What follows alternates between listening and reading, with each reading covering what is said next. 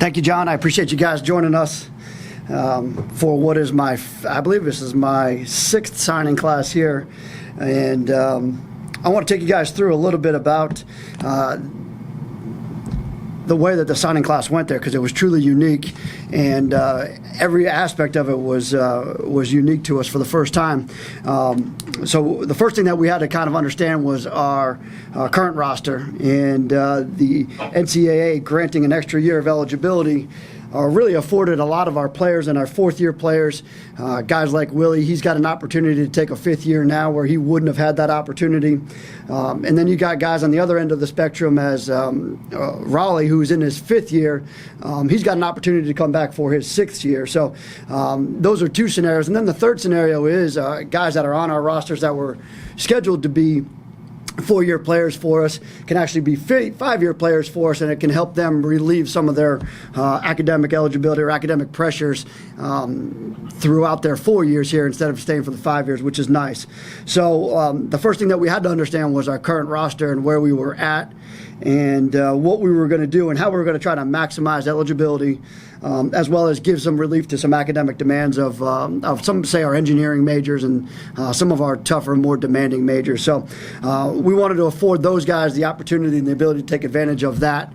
And on our end of things, we're getting a fourth and a fifth year player that we may not, and sometimes hopefully a sixth year player when we may not. So we had to use that to our advantage. So therefore, this will be probably the smallest class that we will sign. We've been upwards of 17 to 26 or 27 players at times here. Today we had 7 or 8 guys. We will look to probably have 4 to 5 more guys that sign in the February signing period, just judging by the way that things are going right now. So the second challenge for us was just recruiting.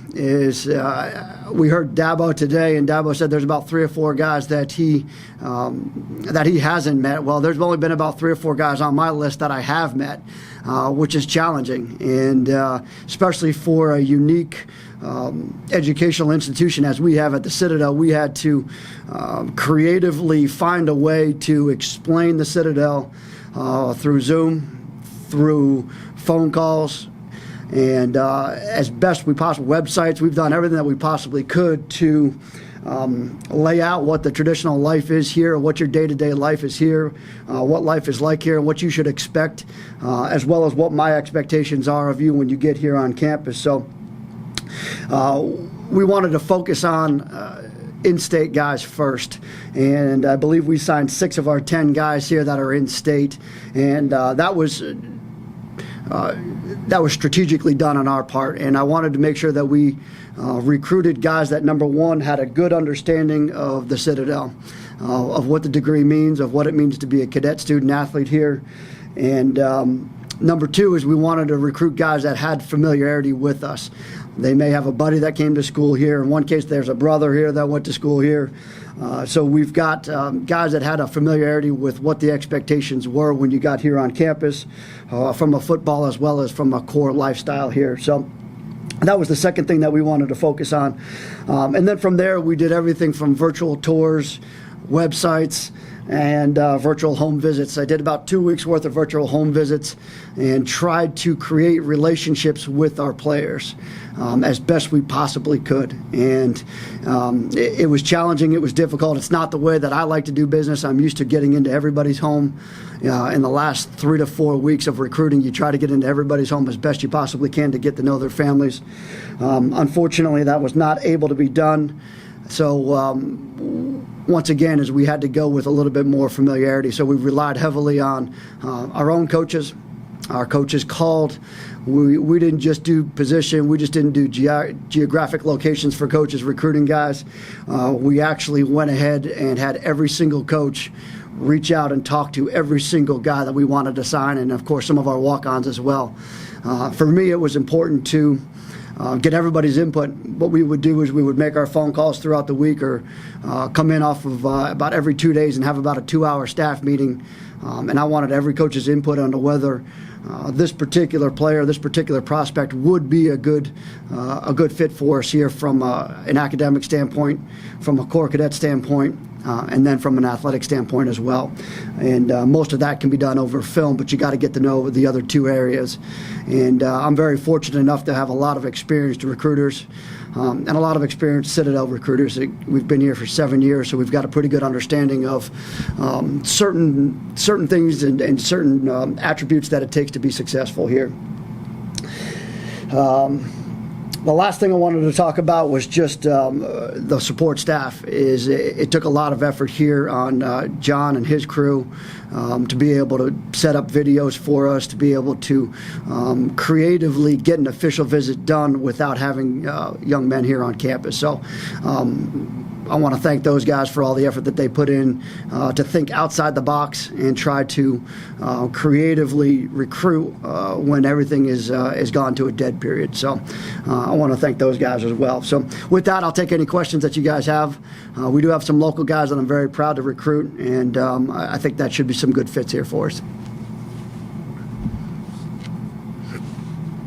Hey, Coach, can you go into the local guys a little bit, Mikey and Melvin, and just talk about what appealed about them to you?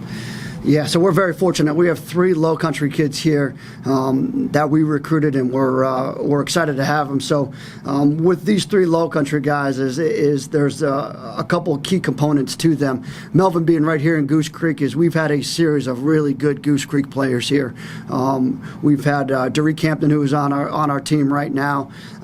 So once again, we tried to create that connection. Melvin was a young man that we reached out to, recruited, and offered early on in the spring. And he's a long, he plays corner, he plays safety. He played everything for Goose Creek this year. I really enjoyed getting to know him as a local guy. I think he's going to be a great fit in the back end in our secondary for us. Really had a great home visit with he and his family the other day.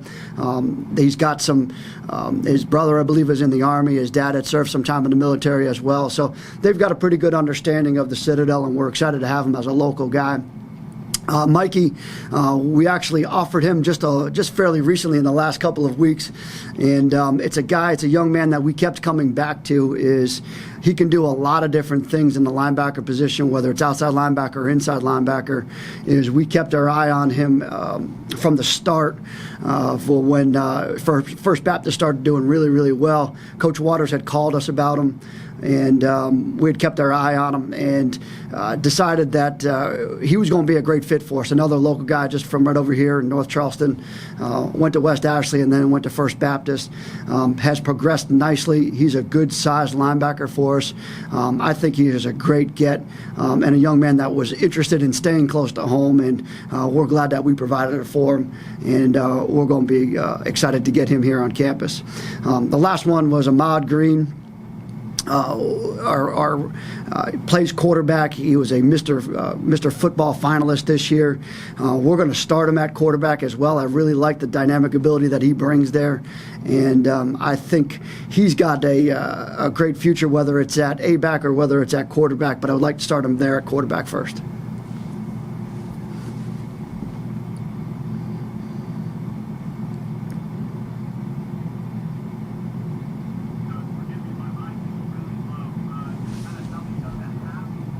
Hey, Brent, it's Jeff. Oh, hold on. I think Logan was going there. Okay.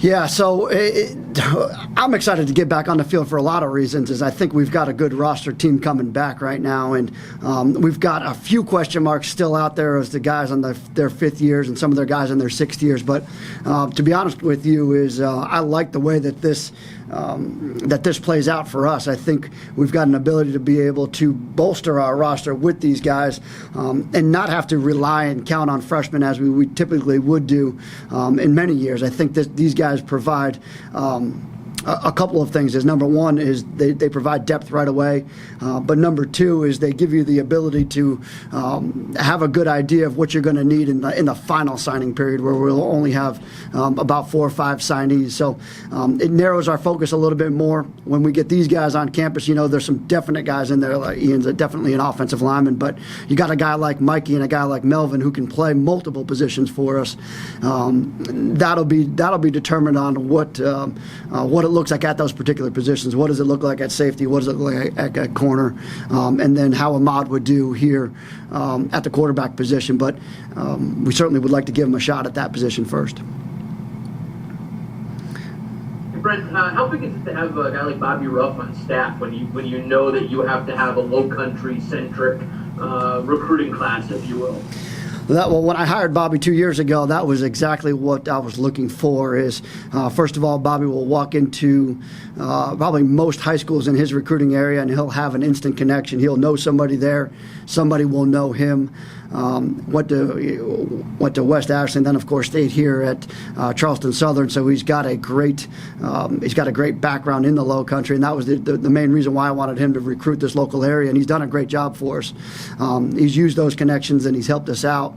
And he also knows a lot of the guys. He doesn't just know the head coaches. He also knows assistants on the staff. And sometimes having guys that know assistants on the staff is just as helpful. They may be a position coach of one of the guys that we're recruiting. So the inside information can always help us out, especially when you're not able to go out and visit them as many times as we would at this point.